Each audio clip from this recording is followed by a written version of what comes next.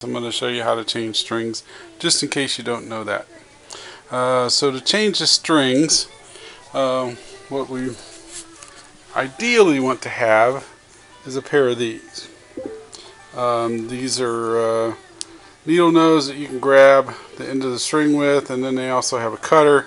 I like to keep a pair of these in my case, but I've discovered that the pair I have is annoying me because you can see light through the jaws when it's closed, which you really don't want, because it works okay on the bigger strings, but for the smaller strings it will be annoying when you try to grab the string and then turn it, and it just pops out because there's no grip on the smaller string. So find you a pair of these, but make sure that the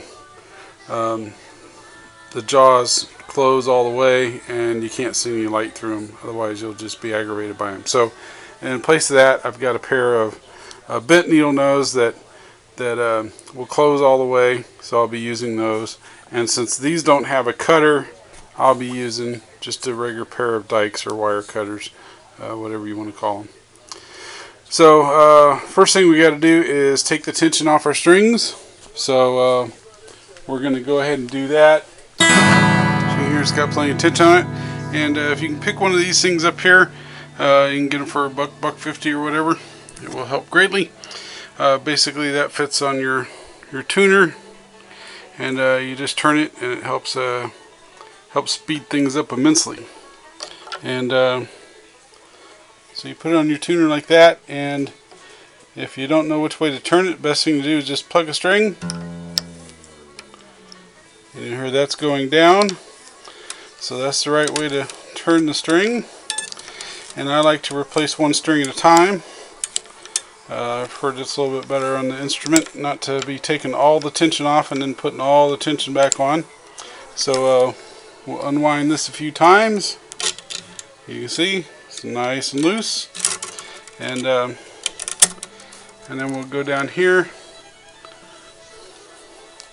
and we'll pull the peg.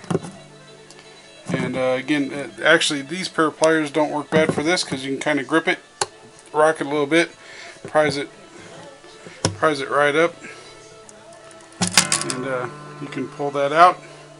You can see it's got a groove in it, which is where the string comes through, and we'll just set that there to the side. Pull the string out, remove it from this end, and then we'll put the new string in there, tighten it back up, and retune it. You'll notice, if you can see here, to get my string off, I've got to do a little finagling, because I've got this, I wrap them around backwards and then do a bending thing which kind of locks the string in place, and I'll show you how to do that. Alright, so to replace the string, I'm just going to take the end here, I'm going to insert it into that hole, flop the string over that way, take this peg, and again you can see it's got a groove in it.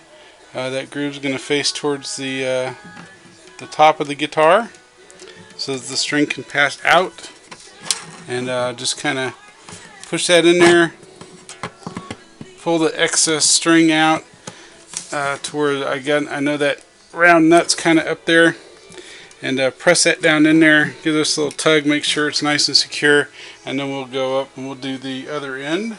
So here we have the other end of the guitar, and I'm just going to feed this line through one of the holes, like such, and then I'm going to adjust the string to where I don't have too much of it to tighten up, but I've got plenty that will fit on the tuner gear. So I'm just going to kind of raise that up, and on these bigger strings I have to give myself plenty of room, so I've got lots of string there, and which will make for plenty of string to lock it. So now when I turn this gear, the gear is going to go counterclockwise, which means the string is going to be wrapped this way. So what I want to do to lock it in place is I actually want to take this part of the string and wrap it opposite up underneath this string, and then I'm going to put tension on this string here, and I'm going to take my tag end and I'm going to fold it back over. Okay, so that way as I tighten this, you can see it's going to actually the string is going to tighten around this loose tag here. Hopefully you can kind of see that, and is going to make sure that it is locked well in place. And then it's just a matter of tightening it and taking all the slack out. So we'll do that. And I'm going to take my handy dandy tuner knobby here, and I'm just going to turn it, which again speeds things up immensely.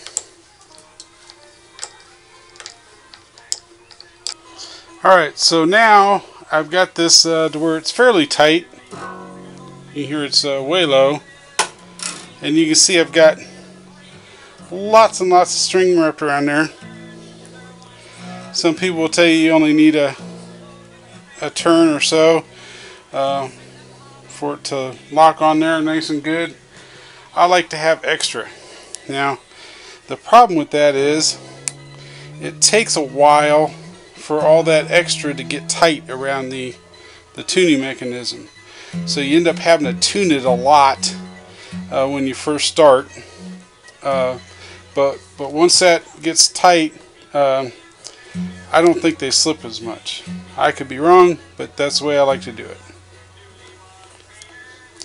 And we'll turn our snark on here and see if we can.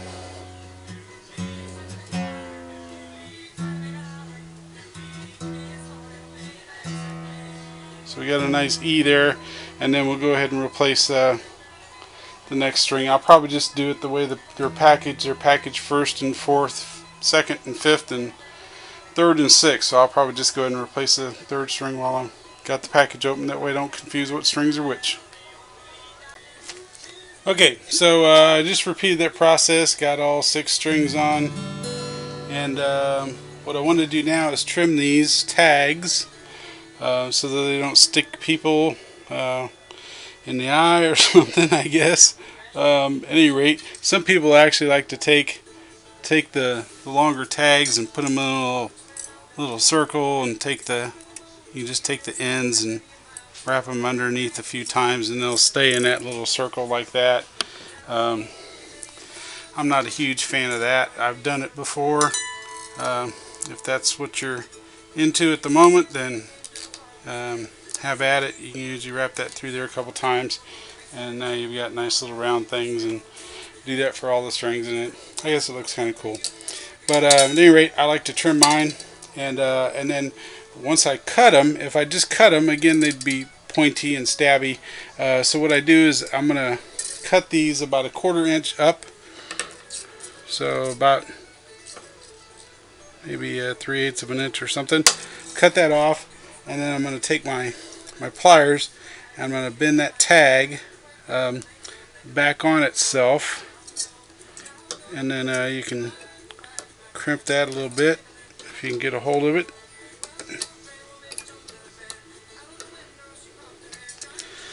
So you can see that the pointy end is now sticking down towards the guitar, and you can it's not going to stab you or stick you. It's sticking up. So that's what I like to do with mine. So we'll trim it, we'll tune it, and then we'll have a guitar with new strings.